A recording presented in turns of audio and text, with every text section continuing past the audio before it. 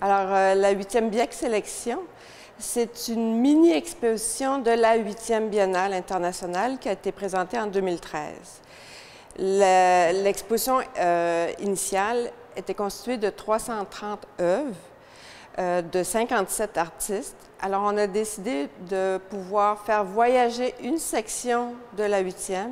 Alors, on a invité Catherine de Bréclair à venir faire une petite sélection d'une trentaine d'œuvres.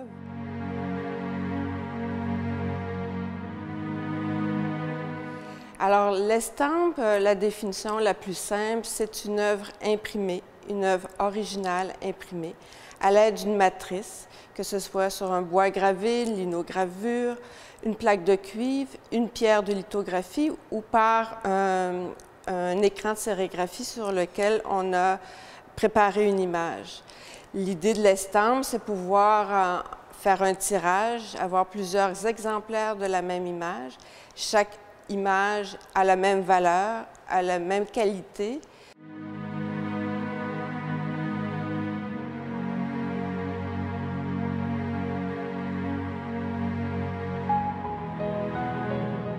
L'estampe, de nos jours, travaille plus dans l'hybridité. Alors, on mélange les techniques, on n'est pas timide, on est moins conservateur. Les artistes vont faire de l'eau forte, la litho mélangée avec la sérigraphie. On mélange aussi avec les techniques d'art numérique. Alors, l'impression numérique aussi peut être superposée à l'œuvre. On a un bon exemple avec Marcel Ancelar. On a aussi la mésotine qu'on appelle la manière noire. On a des très beaux exemples ici de prouesses techniques. On a aussi la linogravure, disons que je pense que tous les enfants vont fréquenter cette technique-là dans leur apprentissage. Alors, on a François Morelli et Hugh Hanks, qui sont vraiment deux beaux exemples de linogravure. On a de la sérigraphie, combinée aussi avec la photo. On a la photogravure aussi qui peut être intégrée. On n'accepte pas uniquement la photo, parce que là, c'est tout un autre procédé. Mais la photogravure, comme l'héliogravure qui fait un retour en force. Et on peut avoir aussi une analyse. Bon, en Europe, on va voir plus de lithographie. La sérigraphie est encore un peu absente en Europe, mais tranquillement, on en voit de plus en plus. Il y a quand même, les pays de l'Est, il y a encore une très, très grande présence au niveau du travail en noir et blanc. Dans l'exposition ici, on va voir, c'est ça, un équilibre entre les œuvres en couleur et les œuvres en noir et blanc qui sont plus proches de la gravure classique.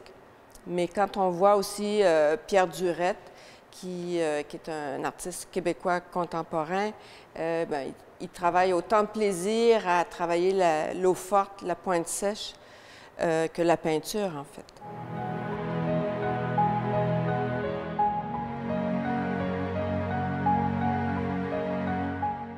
Nous, ce qu'on souhaite, c'est encore favoriser la présentation de ce qu'on appelle technique classique, mais dans une aptitude avec les mêmes tendances au niveau pictural que tout ce qui se fait, les mêmes préoccupations politiques, sociales, émotives et esthétiques qu'on retrouve en sculpture ou dans l'installation ou la peinture.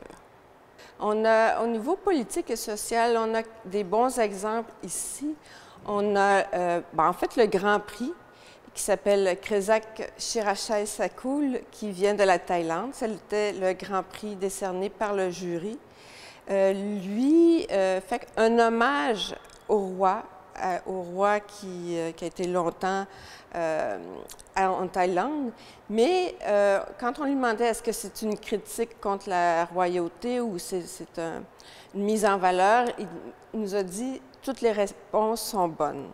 Alors c'est en fait, il y a une fascination par rapport au roi, mais il y a aussi un questionnement sur un roi qui était proche de son peuple. On a aussi Michael Barnes, qui, lui, fait, disons, peut-être une critique sociale un peu satirique sur la société d'aujourd'hui.